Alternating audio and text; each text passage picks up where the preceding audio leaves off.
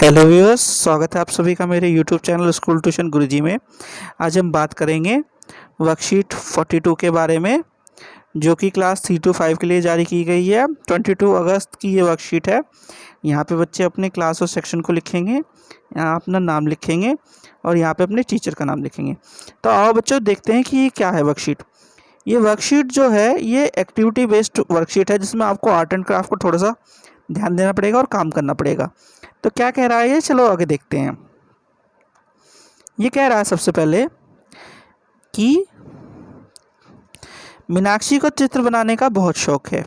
उसकी अध्यापिका ने उसे कुछ जानवरों के चित्र बनाकर उसके पीछे आइसक्रीम की तिल्ली चिपकाने को कहा। क्या कहा? मीनाक्षी क्या है, एक बच्ची है, उसे इस तरह के चित्र बनाने का बहुत शौक है। तो उसकी टीचर ने क्या बोला उसे? उसकी टीचर ने बोला आइसक्रीम की स्टिक जो आपको बाज़ार में मिलती है उसे उन चित्रों पर चिपका दीजिए। अब क्या हुआ आगे? मीनाक्षी ने अपनी पसंद से कुछ चित्र बनाए और उनके पीछे आइसक्रीम की तिल्ली चिपका दी।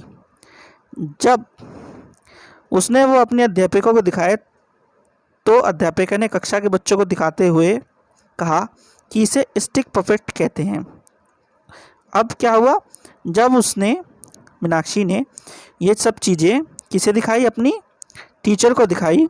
तो टीचर ने सभी बच्चों को इस चीज़ों को दिखा के क्या कहा कि इन्हें स्टिक पपेट कहते हैं। स्टिक पपेट क्या होते हैं? स्टिक पपेट एक तरह से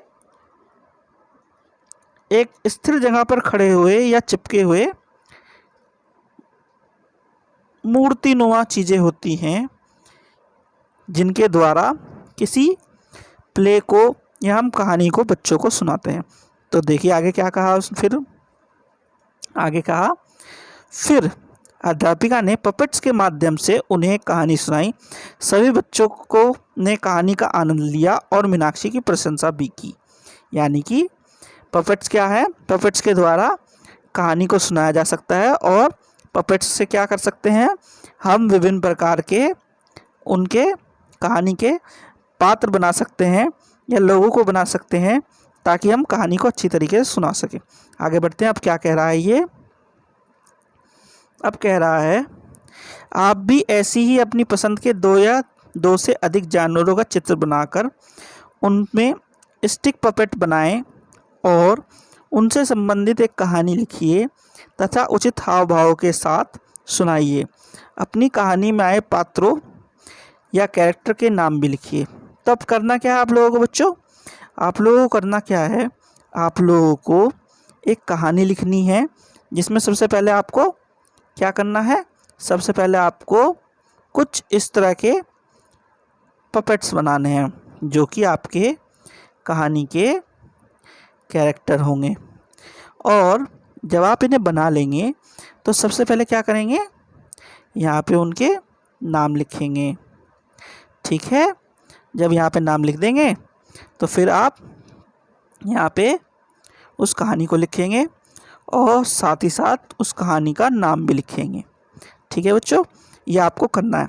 अब जैसे कि मेरे को एक कहानी याद आ रही है, जो है बहुत ही अच्छी कहानी है, जो कि है किसकी?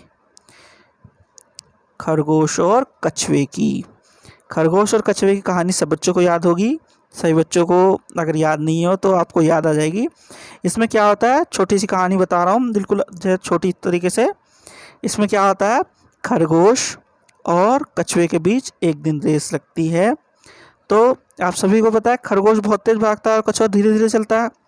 तो जब ये रेस लगती है, खरगोश इतना कॉन्फिडेंस और अति उत्साहित होता है कि वो ये भूल जाता है कि कोई कमज़ोर व्यक्ति भी कई बार ताकतवर व्यक्ति को हरा सकता है। तो वो रेस में सबसे तेज़ दौड़ता है जब रेस शुरू होती है, और बीच रास्ते में जाकर के सो जाता है। पीछे पीछे कछुआ धीरे धीरे आता है, तो वो देखता है कि वो जो खरगोश है वो सो रहा है और वो सोता ही रहता है। और कछुआ धीरे धीरे धीरे धीरे आखिरी में रेस के फिनिशिंग लाइन पे पहुंच जाता है और क्या करता है, फिनिशिंग लाइन को क्रॉस कर जाता है और जीत जाता है।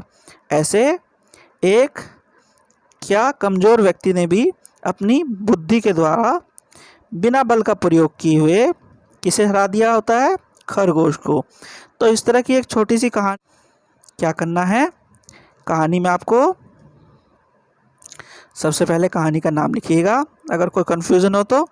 फिर कहानी में आए पात्रों का नाम लिखिएगा और फिर अंत में यहाँ पे अपनी शीट पे कहानी लिखिएगा।